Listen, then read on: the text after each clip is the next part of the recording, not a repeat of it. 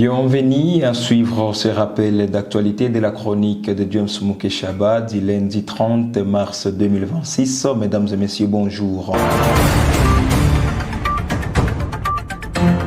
Débutons ce rappel d'actualité par le président de la République démocratique du Congo, Félix Antoine Tshisekedi, qui souligne que les Américains vont aider la RDC à construire une armée forte pour protéger les pays. Je nous propose de suivre cet extrait.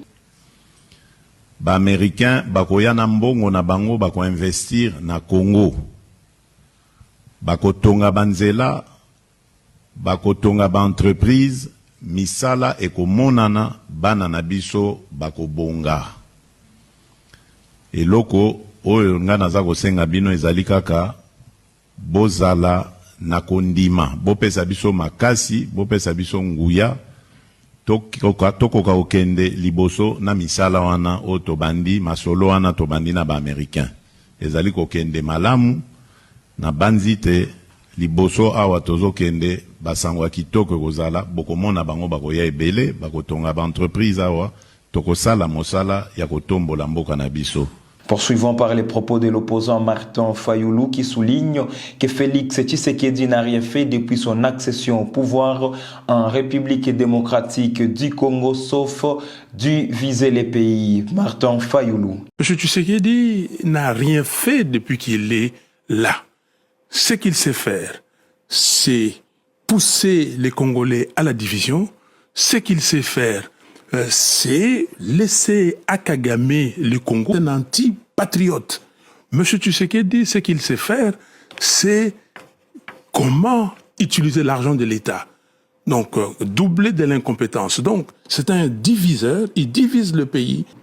Toujours en République démocratique du Congo, quant à la réforme constitutionnelle, Moïse Katumbi Chapoué exprime une opposition catégorique à toute initiative visant à modifier la Constitution. Il rappelle par ailleurs au chef de l'État les précédentes mobilisations engagées pour empêcher Joseph Kabila de toucher à la loi fondamentale, réaffirmant ainsi son refus de voir émerger un projet similaire.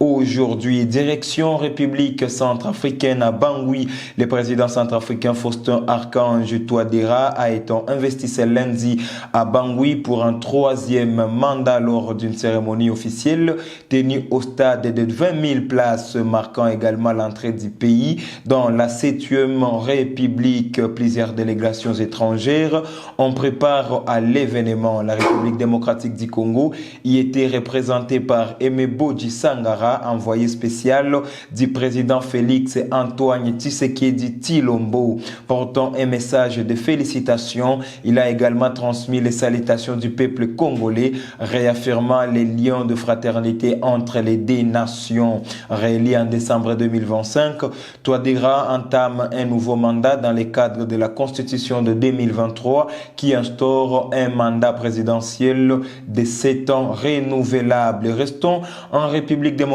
du Congo pour parler sécurité. Dans ces rappels, les forces armées de la République démocratique du Congo annoncent le lancement immédiat d'opérations militaires d'envergure sur l'ensemble du territoire contre le FDLR. Les Intera Amoué, l'armée promet une riposte ferme, continue et sans relâche visant à reprendre le contrôle total du territoire et à démanteler toutes les positions illégales. Les combattants sont appelés à déposer les armes sans condition, tandis que la population est invitée au calme et à la vigilance. Les autorités réaffirment leur détermination, soulignant que l'État ne reculera pas. Toujours en République démocratique du Congo, dans l'affaire du docteur David, à Kinshasa, le deuxième jour de l'audience a été marqué par un moment fort, choquant et triste pour les uns. Le docteur David de Balanganaï a craqué et a fondu en larmes en pleine audience.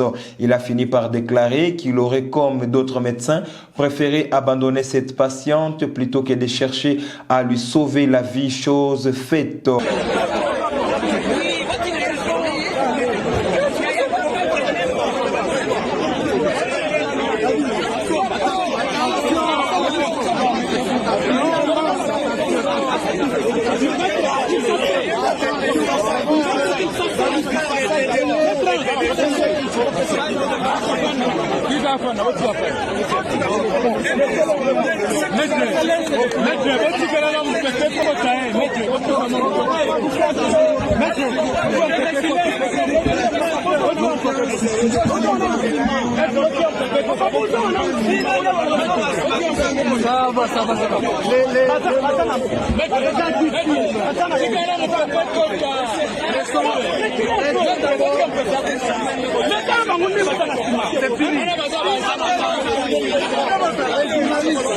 Il dit avoir agi pour sauver la vie de la parturiente Dorcas Mouya qui allait mourir à cause de l'hémorragie. Suite à cette scène, l'audience a été suspendue. Direction Sud Kivu avec une vive tension à Chabunda entre les FARDC et les Wazalendo. Le centre de Chabunda a été le théâtre de violents affrontements entre l'armée régulière et les Wazalendo, causant des morts et plusieurs blessés. Suite au combat, le général autoproclamé Moussoaili s'est rendu aux autorités. Ce climat d'insécurité a empêché la célébration des Ramon. Indigné pas indigné, la population dénonce désormais la présence des miliciens cachés dans les quartiers, fustigeant le manque de protection efficace de la part de forces de l'ordre. Et à Panzi, sur la route nationale numéro 5, les habitants de l'avenue Casaro ont érigé sur fonds propres des abris pour passagers à proximité de chez Kakobe. Ces espaces aménagés